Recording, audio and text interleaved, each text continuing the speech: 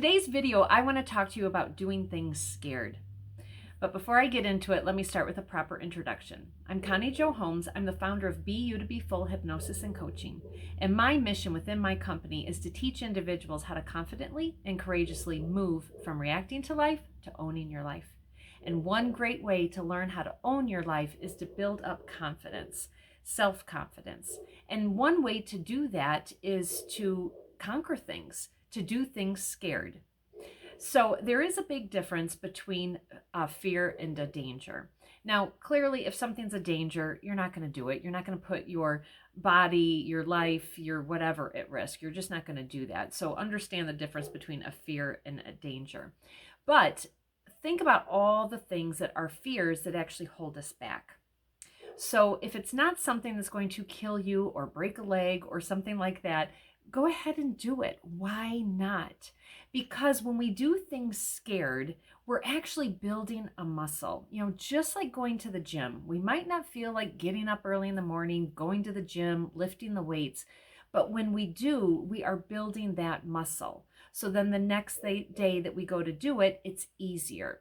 And then we immediately see the benefits of going to the gym and lifting weights. We're stronger, we're leaner, we have more energy, we sleep better at night. All these beautiful perks of building up that muscle. And so you too can have these perks when you build up your conquering the fear muscle inside of you.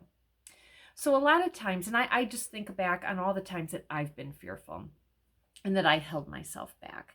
Those were times, and I'm just really trying to recall here, a lot of times they would be because I didn't feel prepared. I was a little bit nervous because I didn't want to look silly doing something in front of a person or an audience or something like that. Maybe I hesitated speaking up because I felt maybe inferior to the person that I was speaking to or the audience or something like that. When I'm really honest with myself and I look back on my times of fear, those are all those reasons. But you know what? First of all, why put yourself in that position? Why ever come from a point of lack or from a point of comparison, but especially comparison when you put yourself below another person?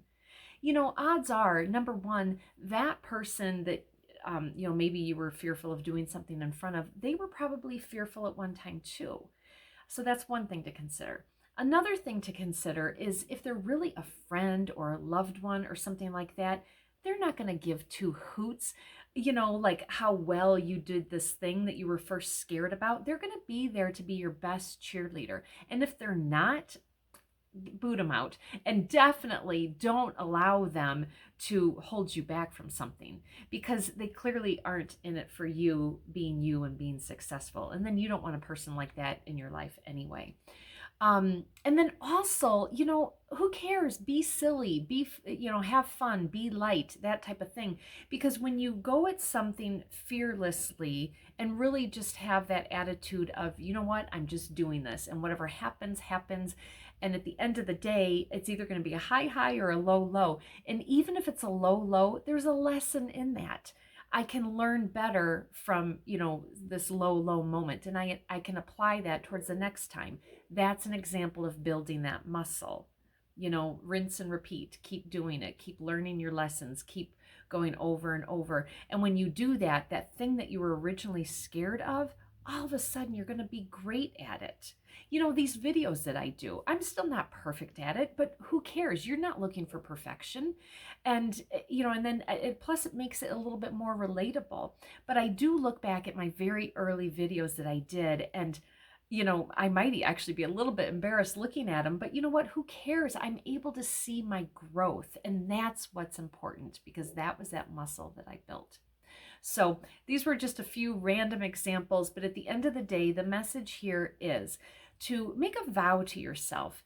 And, for the rest of this month, for the rest of this quarter, the rest of this year, whatever, just make a vow to yourself that you are going to do more things scared. You're going to come out of your comfort zone, because if you don't come out of your comfort zone, how else are you going to ever improve at this one skill that you're trying to improve on? Or how are you going to ever discover, new hobbies, new interests, new things like that? You have to get out of your comfort zone to do that. And it's always when we go a little bit out on the edge that's where the beauty is.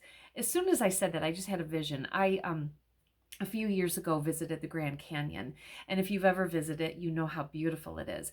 But you also know that, when you kind of venture out, a little closer to the edge, and yeah, that's scary. Of course, it's scary. But when you get a little bit closer to the edge, that's where you see the vastness and the beauty. And so anytime in our lives that we can go out on that edge just a little bit, you will see the same beauty within you too.